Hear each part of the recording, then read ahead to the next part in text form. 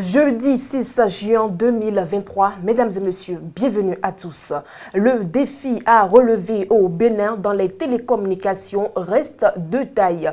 À en croire le site d'analyse des données mobiles, le Bénin reste en retard dans ce secteur, surtout par rapport à la vitesse de connectivité, le coût des services de la téléphonie mobile, la couverture du réseau et bien d'autres. Il n'existe pas encore de réseau 5G moderne au Bénin, situation en 2021. Le taux de pénétration de la 4G, c'est-à-dire de la téléphonie mobile avec au moins la vitesse LTE, était dernièrement de 46%. Cette situation est confortée par le bâillotage des attentes des consommateurs et non la non-tenue des promesses des meilleurs services.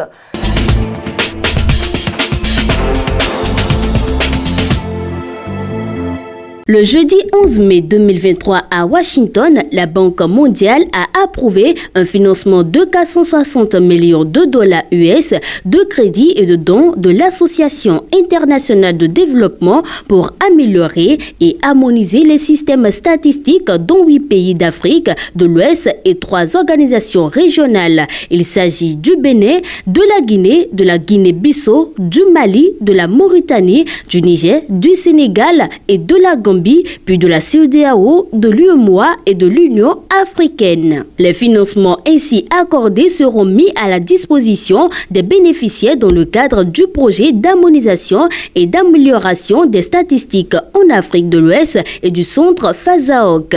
L'objectif de ce projet est de renforcer les capacités statistiques des bénéficiaires afin d'améliorer la qualité de la production de données. Suite au processus de négociation conduit au niveau national, le Bénin a obtenu un crédit de 30 millions de dollars US pour une période de 5 ans qui prendra fin le 15 décembre 2028. Ce crédit permettra de financer les activités du système statistique national qui découlent de la stratégie nationale de développement et de la statistique.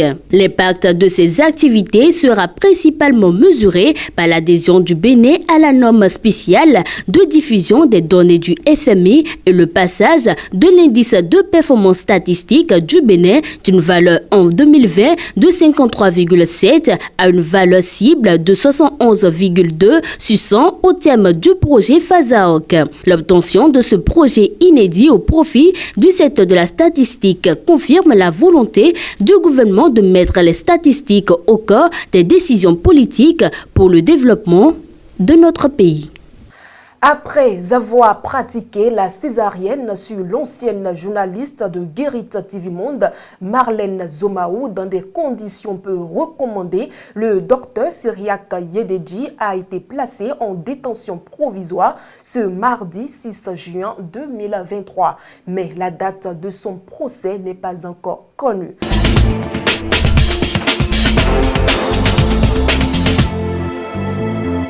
Depuis le lundi, j'ai commencé à composer le CEP.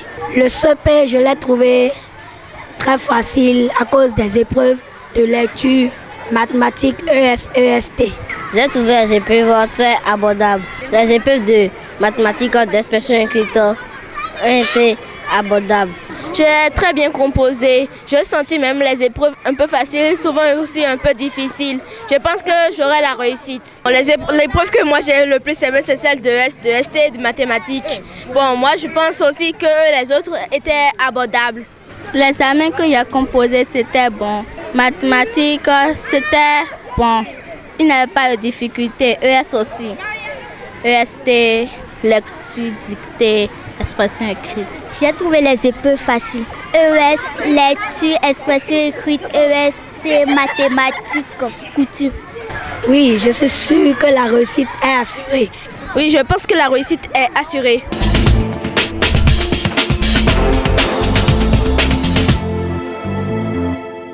Selon le compte-rendu du Conseil des ministres de ce mercredi 7 juin 2023, ces urbanistes et géomètres défaillants ne vont plus participer au marché public d'aménagement foncier, notamment les lotissements et ou les remembrements urbains. Et pour cause, lors de sa séance du 22 novembre 2022, le Conseil des ministres avait examiné relativement à ce sujet le compte-rendu des travaux du comité interministériel ad hoc mis sur pied.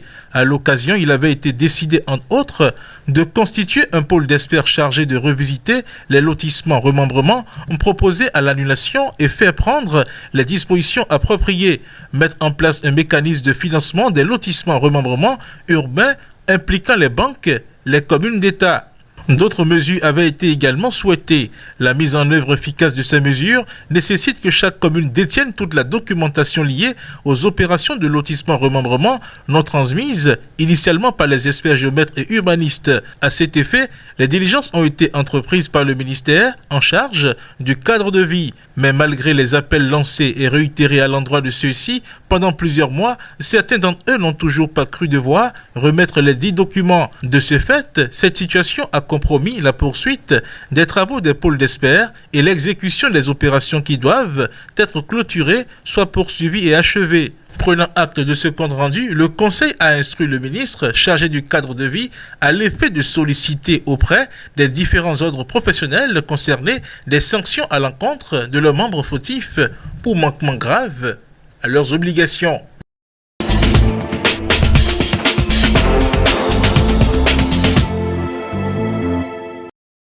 Cette voie traverse Kwadovier, un quartier de la commune d'Adjara situé dans l'arrondissement de Ranvier. Depuis qu'elle sert de déviation en raison des travaux de bitumage dans la commune, le calvaire des usagers s'est accru. Les dernières pluies ont envenimé la situation. La voie est dans un état déplorable.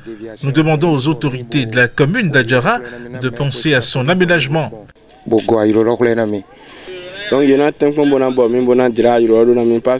Voyez la quantité de boue qu'on traverse sur cette voie. En tant qu'usager, la seule chose que je souhaite est que la mairie vienne la recharger. La voie n'est pas praticable.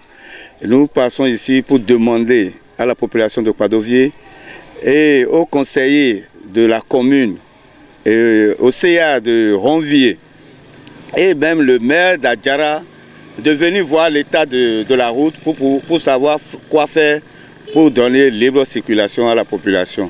En attendant son aménagement donc, il urge que le conseil communal d'Adjara prenne des mesures de soulagement des peines qu'endurent les usagers de cette voie.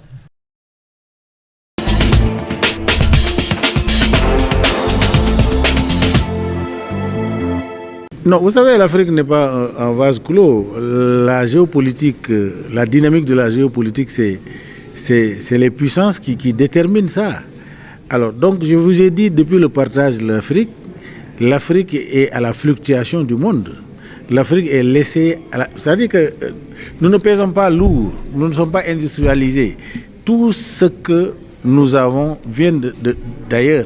Nous avons la matière première, mais qui est transformée ailleurs et qui ne nous sert pas. Donc c'est pourquoi, quand il y a un problème dans un coin du monde où les puissants se tapent dessus, l'Afrique subit effectivement. Mais je crois que cette Union soviétique, ce que l'Union soviétique est en train de faire avec la Chine et ses partenaires, c'est de forcer ce qu'on appelle le nouvel ordre économique mondial. Et c'est ce nouvel ordre économique qui permettra à l'Afrique de se libérer.